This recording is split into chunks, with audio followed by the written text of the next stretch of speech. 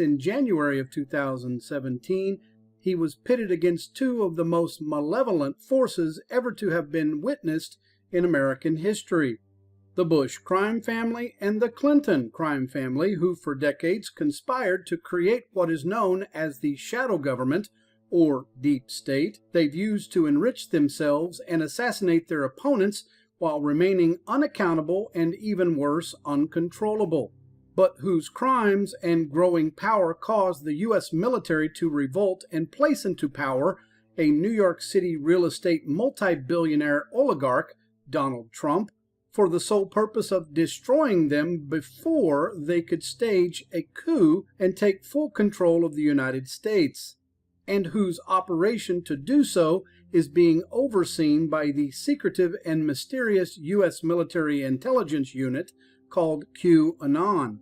With the Clinton crime family being the most feared by the U.S. military because of their embrace of social communism, their first critical action was to move the Bush crime family to their side, as they knew that Trump alone couldn't, as of yet, destroy both of them, a process they began to agree upon by allowing the U.S. Navy's most powerful supercarrier to be named the USS George H.W. Bush, and solidify this past year by having President Trump keep secret the most feared CIA files on the 1963 assassination of President John F. Kennedy.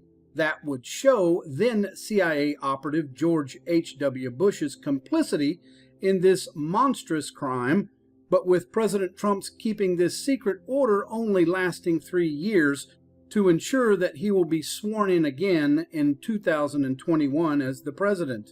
Once having the Bush crime family neutralized, the U.S. military officers surrounding President Trump began to vet and place into the Trump administration numerous former Bush officials familiar with how to most effectively use and wield the state power, two of the most important being the former President George W. Bush administration officials, Neil Gorsuch and Brett Kavanaugh, both of whom President Trump appointed to the U.S. Supreme Court, and who once confirmed joined their fellow Bush family appointed justices John Roberts, Samuel Alito, and Clarence Thomas. With the U.S. military having stunningly masterminded a Trump-Bush unbreakable majority hold on the U.S. Supreme Court, their final move to destroy the Clinton crime family is to take control over the U.S. Department of Justice, and that they plan to accomplish by placing it under the control of William P. Barr. Labeled in 1994 by the late and highly respected American investigative reporter William Safire as the cover-up general, William Barr began his career as a CIA operative and protege of CIA Director George H.W. Bush, whom Bush moved out of the CIA into the corridors of power of Washington, D.C., to act as the fixer if anyone came close to the crimes he was committing, and whose services were needed when Bush's association with the criminal drug money laundering bank, BCCI, was about to be exposed, and with Barr having been appointed by Bush to be his U.S. Attorney General, saw Barr quickly shut this investigation down. Unlike Sessions, right? When both Bush and the CIA were also threatened by the Iran-Contra affair involving U.S. weapons illegally sold to Iran to fund Central American terrorists, Barr again destroyed this investigation by his masterfully engineering the presidential pardons of all of its conspirators before the special counsel prosecuting them could ever set foot in a courtroom, and that today has paved the path for President Trump to do the same. Most dangerous to the Clinton crime family about Barr becoming President Trump's Attorney General, though this report concludes, is that he has publicly railed against Hillary Clinton not being prosecuted and jailed for the Uranium One crimes.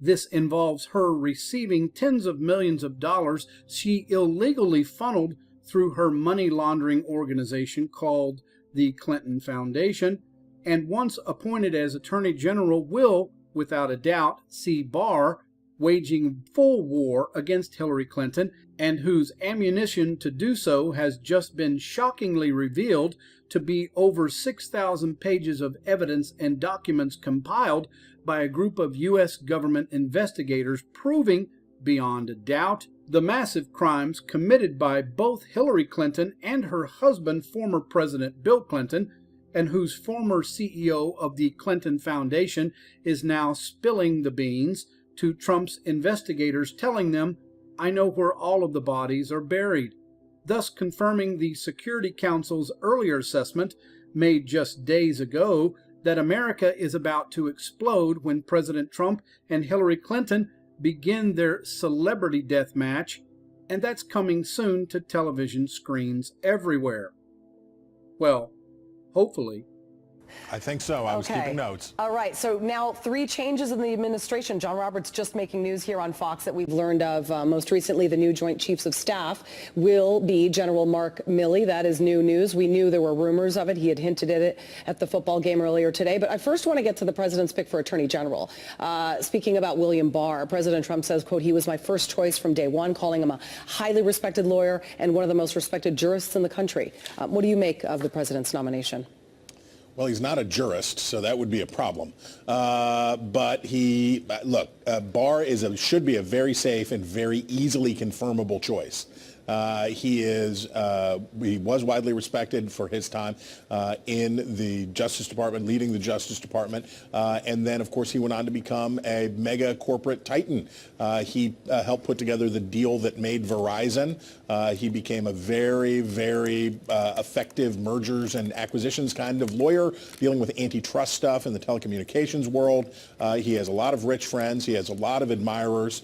And he has a lot of credibility from his time dealing with issues like the L.A. riots and other things that were part of the Bush term. So he should be in good shape. Yeah, he previously obviously served as Attorney General under George H.W. Bush, and ironically, we bid our goodbyes to him this week.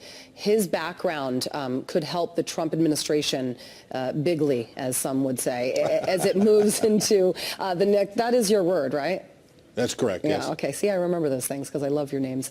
But as it moves into the next 2 highly political years, I mean, the next 2 years are going to be highly political, especially come January when the Democrats are going to be taking control of the House. So how is he going to affect the Trump administration moving forward and potentially the Trump campaign as the president goes to seek for a second term? Well, we don't know about timing here, and this is a significant consideration.